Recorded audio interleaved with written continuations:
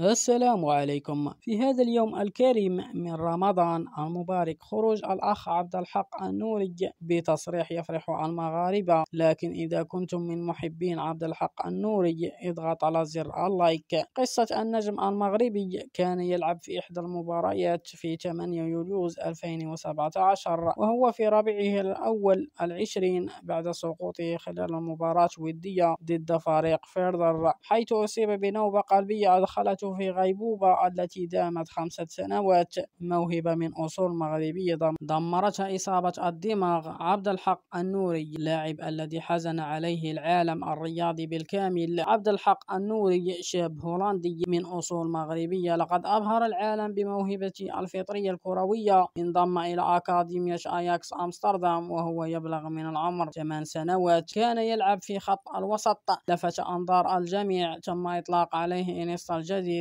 حتى أصبح قائد الفريق أياكس أمستردام، واليوم يفاجئ الجميع بخروجه من غيبوبته. إذا كنتم من محبين عبد الحق النوري اضغطوا على زر الاشتراك والإعجاب بالفيديو لتتوصلوا دائما بالجديد.